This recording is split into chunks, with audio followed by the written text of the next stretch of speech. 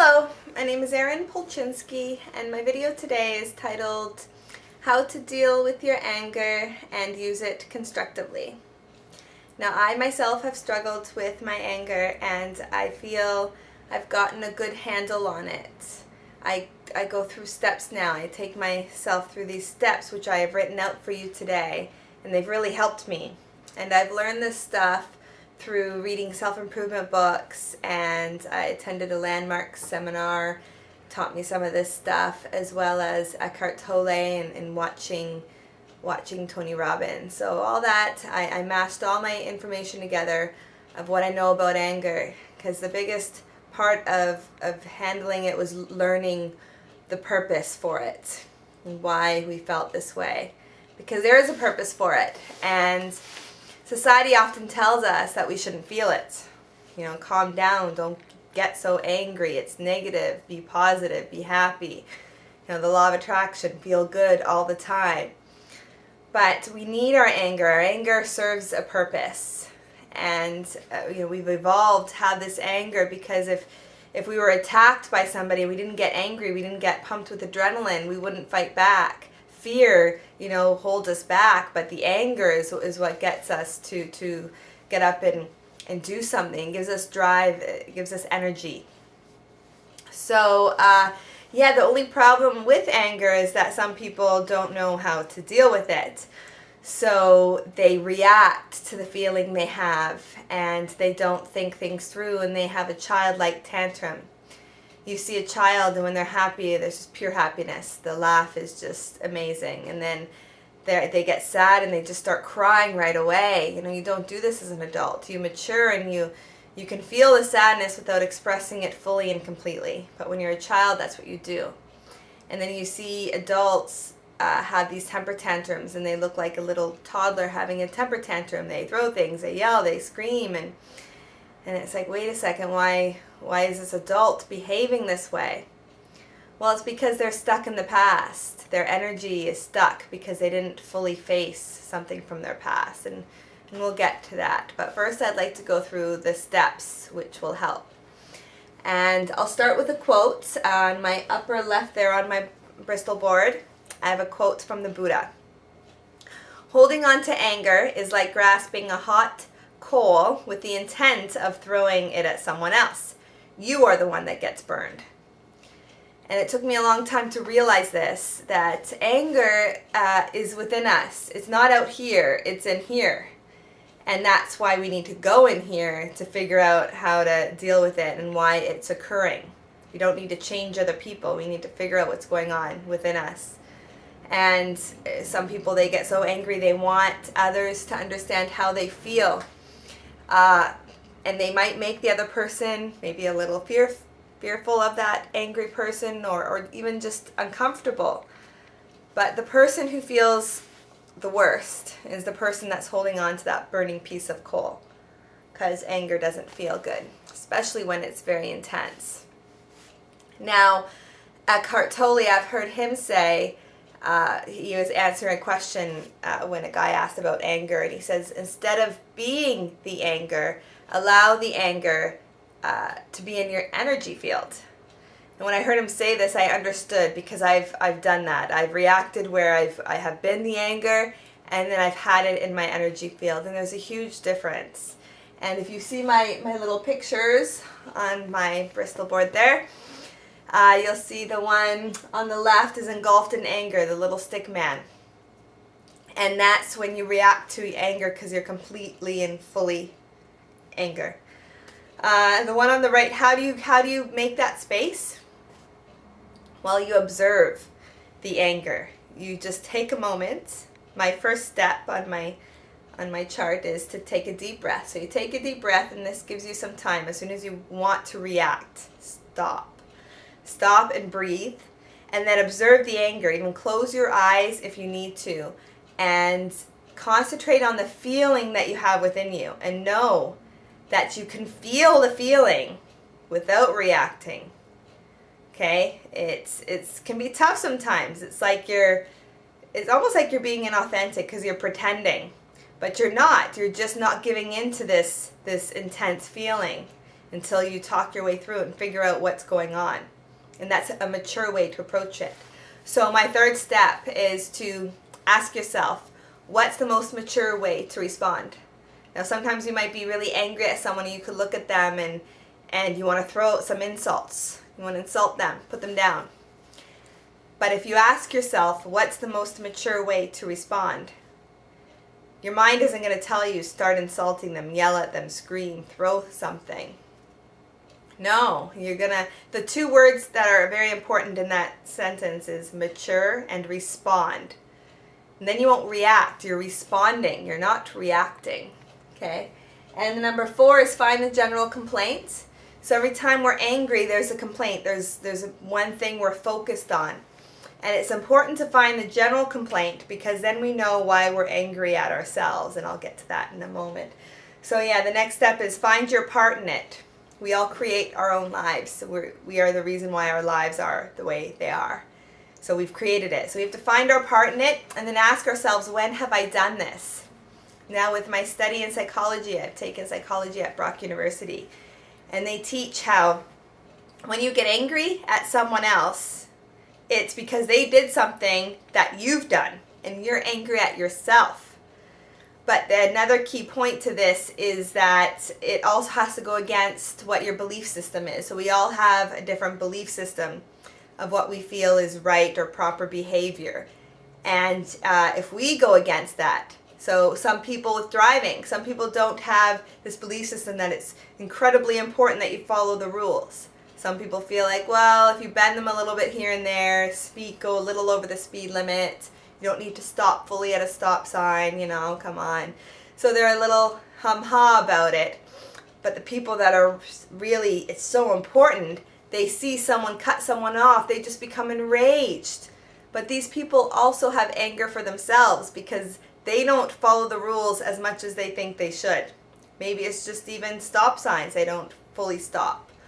But deep down, they're really bothered by that because it's so important to them. It goes against their values. Now the next one, when you see your part in it, when you see why you're angry at yourself, that can help you calm you down a lot. It's shocking. And your ego doesn't think so. Your ego tells you if you admit that you've done something wrong, terror is going to rain on you. Someone will jump out of the bushes and put handcuffs on you and put you in jail. And this is just a very immature way of looking at it. It's your inner child telling you this. Your ego believes that no matter what cost, you have to not admit that it was you, and you have to avoid responsibility and blame someone else.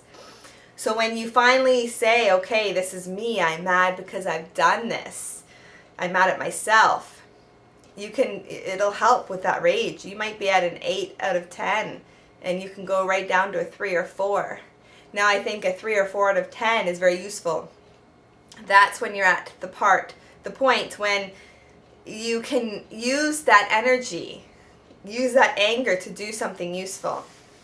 So the next step, you forgive yourself when you realize, okay, I've done something wrong and it's okay. I'm mad that I've done this. And after that, you take some positive action. So that's my last step on my chart. And I'm going to go through a couple of examples to explain, because you can always use these steps no matter what example you have. So the positive action, and that's the purpose of the anger. You feel this anger because it's telling you, I'm uncomfortable. Your spirit is saying, I'm uncomfortable. You need to do something. And that's why you have the adrenaline. The purpose is to do something to make it right, to make it better, so that your spirit can be at peace. So let's start with an example. Let's say there's this man and he can't find his keys. He has to get to work. He does have a hook, but he didn't put them on the hook. So he's looking everywhere. It takes him 15 minutes. He finally gets in his car. He drives backwards and he hits something. He gets out of his car. He sees it's his daughter's car that's parked on a slant. It's not straight. So he hit her car, and what does he do? He becomes enraged. She didn't park her car right. She didn't do it right. So she parked the car on a slant, and that's why I hit it. And now I'm going to be even more late. I have to go tell her, and I'm so angry because there's a dent in her car and it's all her fault. So he goes in the house and he tells her, this is all your fault. There's a dent in your car. You shouldn't park your car on a slant. And the daughter kind of rolls her eyes. Yeah, this is my dad having a temper tantrum, going crazy and blaming everyone else but himself. So she's not even that bothered by it. He's the one who's holding the burning piece of coal. So he gets in his car and he drives to work, and the whole way there he thinks, why can't she do anything right? And why she parked her car on a slant, that's just asking for trouble and all this stuff. Anybody who parks like that, they're going to get hit by, or they could get a car door slammed. And he just goes on and on. It's the ego that talks to you. And that's what's so awful about the ego, and why it's so nice to detach from it, because you can stop hearing this voice go on and blame other people.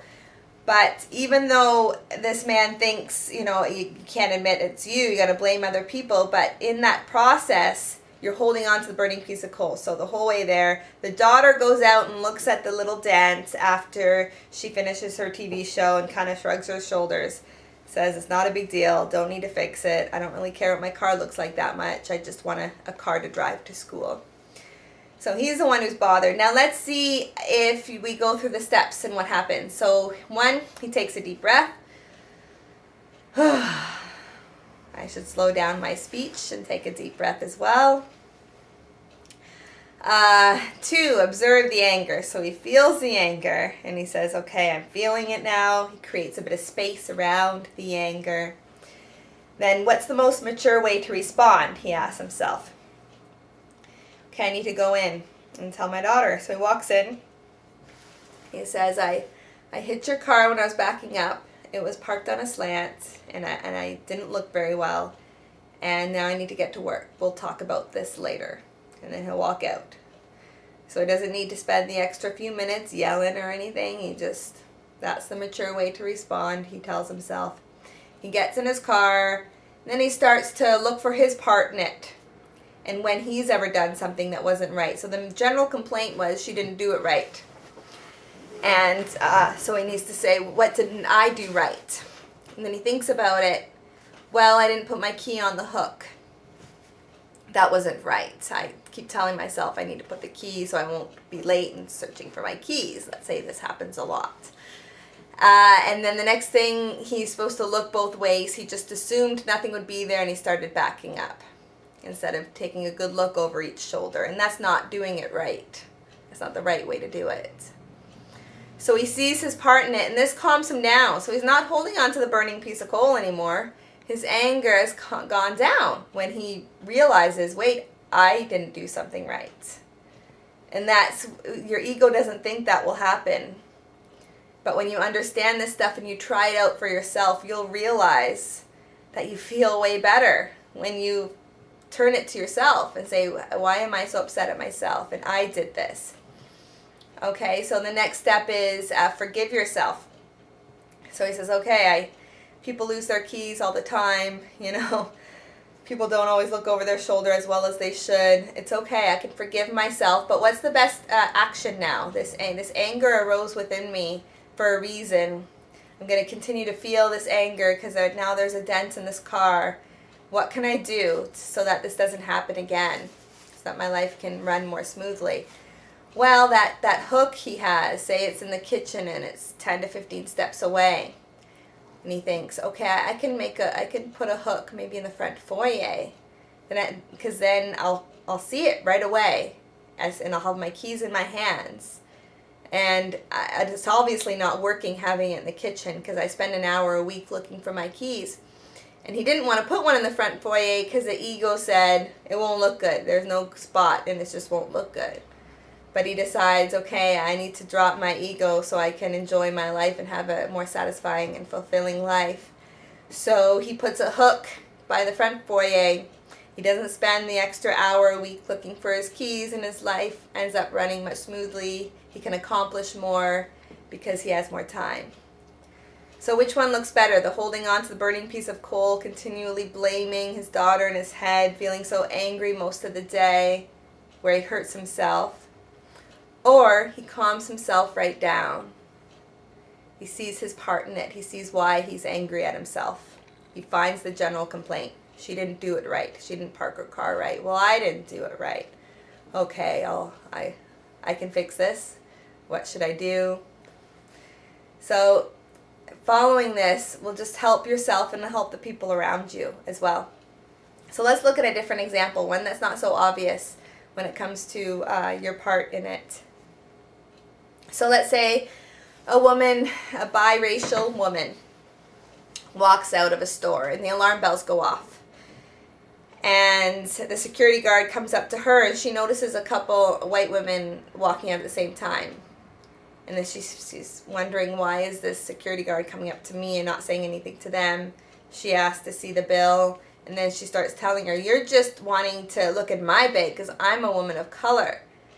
And you're being racist. You think I'm steal because I'm a woman of color? And then the security guard says, you look pretty Caucasian to me. I didn't know, and I thought you were the only one who walked through the door. And she said, no, there's two others. And she's just so enraged, so angry. So she proves the fact that she didn't steal anything. Then she gets in her car. And yes, the security guard has been uncomfortable because she's being called a racist. But that's it. That's the only thing that the other people are affected by. But her, she holds on to this burning piece of coal. And she's just so angry the whole way home. She's just imagining yelling at her even more and telling people and yelling and thinking about the other times it has happened to her, and she just keeps talking in her head saying, how come people are like this? How come people are so judgmental? The world is so awful. She just keeps talking to herself, holding on to this coal. Now let's look through the steps and say, instead of doing this, she went through these steps. She took a deep breath. And then she focused on the anger inside of her. And she felt it without reacting. She really wanted to call her a racist, B-I-T-C-H. But instead, she kept her cool and just allowed herself to feel the anger so that there's some space around it. She asked herself, what's the most mature way to respond? And the answer she got was, show the receipt, show the bag. But then it's okay for her to still respond with, did you notice there were two white women who walked out at the same time and you only stopped me? And then she'd hear the security guard say, no, I didn't see anybody else. I just saw you. Okay, everything looks fine here. You can go. So the woman walks away and she takes another deep breath, continues to feel this anger, which is really intense. It's very intense. It's very uncomfortable. It's like holding on to a burning piece of coal. But she gets in her car and then she decides to look at her part in it. Okay, well, I guess, if I go shopping, there's a chance I'm going to get stopped.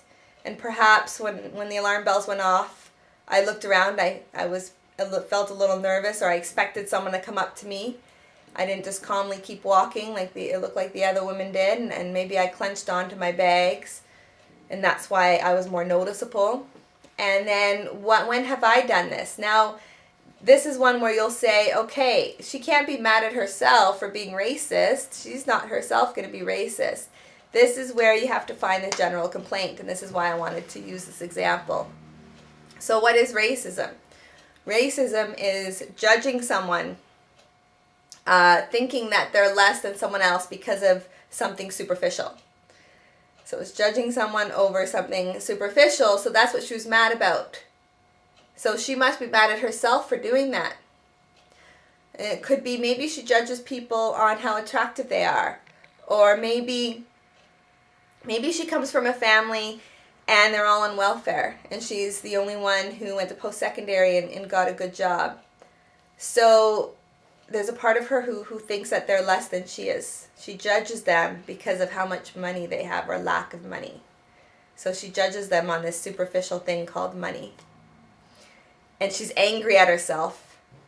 She doesn't like that, but she doesn't get in touch with that. She hides it deep down. But she has this anger for herself.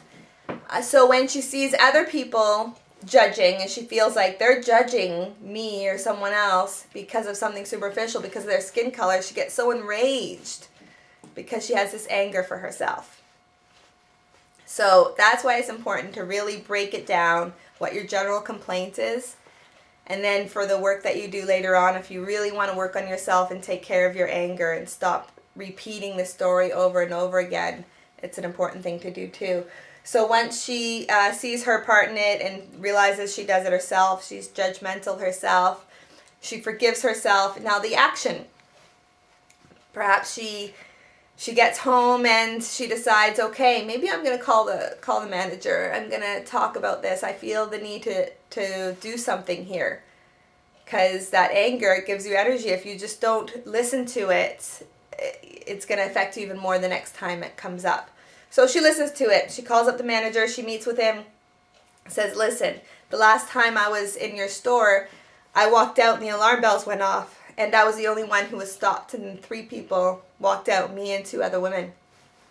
And this concerns me because more theft can happen in your store. And I'm aware that the more theft that occurs in a store, the higher the prices go.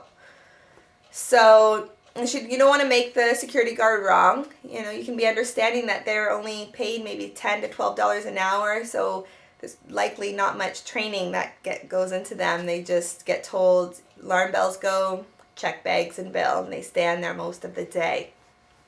So it must not be a fun job too. You can think about that part.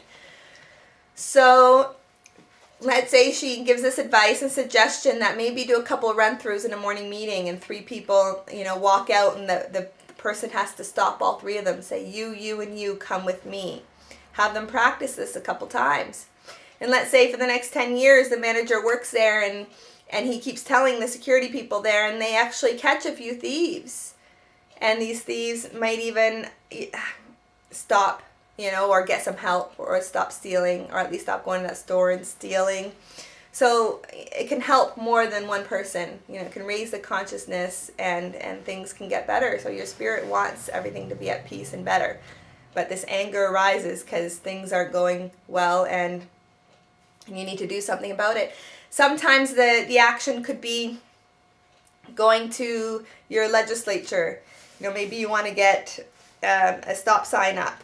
So you, because your pet got run over by a car, so you want to do something. It can be a bigger deal sometimes what your action is. It might not be easy, but when you do it, you can feel good about it and then your soul can be at peace. So now that we've run through the examples, I want to go a little deeper into this. Now this can help you just by doing this. This can help calm you down and help with your anger. But if you really want to get to the root of your anger, you have to understand that it stems from childhood. And that we repeat the stories over and over again. And it's because we haven't faced something. Now I'd like to read a couple of excerpts from Eckhart Tolle's book, A New Earth. This is my copy. I've highlighted it quite a bit. So I'm going to read a bit from page 140 at the top. The past lives in you as memories, but memories in themselves are not a problem. In fact, it is through memory that we learn from the past and from past mistakes. It is only when memories, that is to say, thoughts about the past, take you over completely that they turn into a burden, turn problematic, and become part of your sense of self. Your personality, which is conditioned by the past, then becomes your prison. And then later on page 141, he says, any negative emotion that is not fully faced and seen for what it is in the moment it arises does not completely dissolve. It leaves behind a remnant of pain.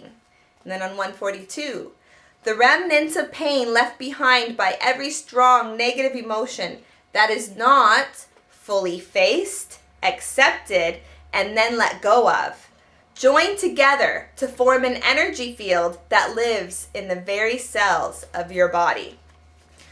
So he talks about that more too in this book about how you have to feel your feelings.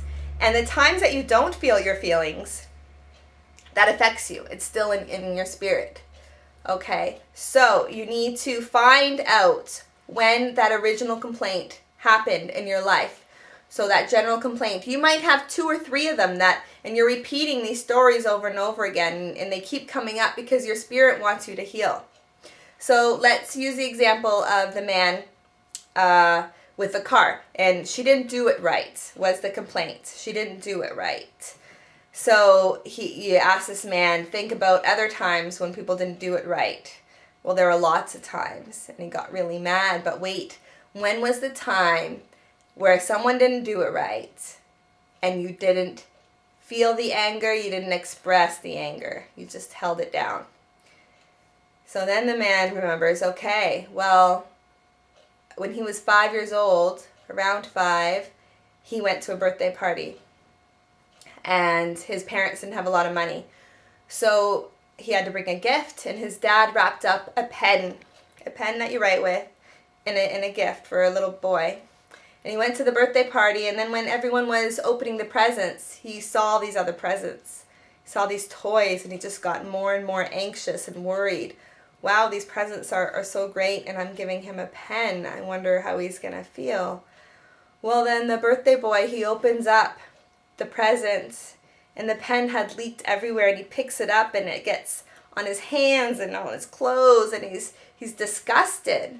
Now most kids, they want to look at their present being open and see the birthday person get all excited. But this boy saw this birthday boy being all disgusted, and the kids started laughing at him. What kind of present was that? That's not the right kind of present. You're supposed to get a toy. And the boy feels so sad and so ashamed. And also, he feels angry. He feels anger for his father because he wants to get mad and say, Dad, you didn't do it right. You're supposed to buy a toy. That's not doing it right. He feels all this anger, but he loves his dad. He understands they don't have a lot of money. So he doesn't allow himself to feel that anger. He just feels sad and embarrassed and ashamed. Then his dad picks him up. He asks how the party was, and he says, fine, puts his head down. He doesn't even tell him. He doesn't tell him the pen leaked everywhere, and everyone laughed at me, and you didn't get me the right present. You didn't do it right, Dad. That's not how you do it. You're supposed to send a toy for me. So he's very upset, and because he didn't allow himself to feel this and he didn't express this, for the rest of his life, whenever he saw someone who didn't do it right, he just got enraged. He became this 5-year-old because his energy was stuck back then. He hadn't faced it. You have to fully face it and accept it and let it go. Now, talking about it is not fully facing it. So a lot of people, they do talk therapy. But you can talk to your friends. A lot of times, these memories that we haven't fully faced will come up in our mind because our spirit shows us all these things. Our spirit says you need to deal with this. You need to deal with this. And that's why you remember this stuff. And if anything from your childhood makes you emotional, makes you feel very sad or ashamed, then you haven't dealt with it. It shouldn't have that kind of effect on you. So you need to face it. Well, how do you do that if it doesn't work to just talk about it? Well, there's energy healing and there's NLP.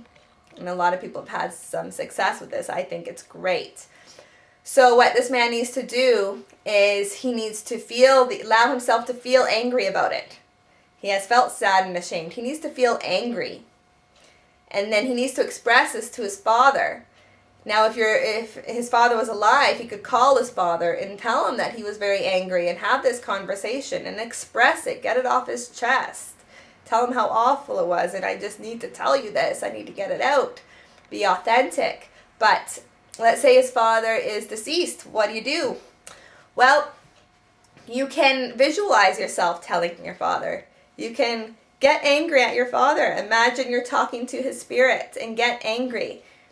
But then you can also visualize him feeling for you and saying, I'm so sorry, son. I'm sorry I didn't do it right. I'm sorry I didn't buy the right kind of present. And you can hear him say this. And then he can hug you and you can hug him and you can visualize this. And you can forgive him. Say, it's okay, Dad. Then you can visualize going back to school and telling the kids, I told my dad and he didn't know he was supposed to buy a toy. He didn't know the right way to do it. But now he knows.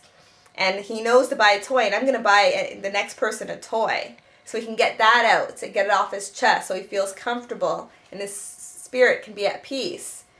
And that's what it would be helpful if you could do this stuff as a child, but we don't always. When we're children, we have coping mechanisms. And sometimes we just don't have the maturity, so we hide it. So we need to get older and mature and then do this kind of work. Now let's look at the woman, the biracial woman who's very upset about racism, and she seems to find it everywhere. And let's say, okay, so she tries to think, when was the first time that I felt like I was judged for being less, that I was less because of maybe how I looked or because of who I am. And then she remembers her father coming over and telling her mother that he was going to take her twin sister to a theme park and have a lot of fun. And she wanted to go. And he said, no, I don't want to take you. I just want to take your twin sister. And she knew, and he was always nicer to her twin, that she liked him or she loved her better. And she felt very angry as she wanted to yell and scream and say, how dare you? You're my father. You're supposed to love me the same. You're not supposed to just want to take my sister and not me. That's not right. I'm so angry. You're judging me. Why am I less than her? And she has all this pent-up anger. She wants to scream and yell and fight and cry, but she doesn't. She just buries it because that's the only way she can cope, because it's so upsetting to her. Imagine your father doesn't want to spend time with you, but wants to spend time with your twin sister. So, and say this continued into adulthood, and he just wouldn't talk to her as an adult. So you're going to have all this pent-up anger. Now, even if he still stayed this way, you can change it using NLP. You can imagine yourself talking to your father and having your father apologize and say, I was so entrenched in my ego. I wasn't seeing the truth and how much I loved you, and I'm connected to that, and I truly love you. And you can imagine your father telling you this and saying they're so sorry and they didn't want to treat you like they were less and they shouldn't have done that. That was wrong. And they maybe can hug and you feel better. And all this stuff will make your spirit feel at peace. And that's the goal. That's, it can take a lot of work, working on your anger. You can have many stories that you repeat over and over again. But even just following these steps, observing the anger within you, creating a bit of space around it, responding instead of reacting. Take it one anger session at a time and see how it works for you. And I hope this helps. Now, I'd like to tell you that I'm an author. There's a link to my children's books underneath this video. The first book I wrote was Why Oh Why Does the Rain Fall from the Sky? It's about thinking for yourself. I illustrated this one myself. And the second one is Ethan is Caught Blue-Faced. It's about lying. It's illustrated by Anna Warren. The illustrations are really fun and colorful. Children love to get these stories read over and over, we've been told, which is great. So please check that out. And you can check out my blog too at erinpolchinski.com. And I hope that you wrote some of these things down and they will help you. Feel free to comment, like, and share this video. Okay, I hope you have a great day. Thanks.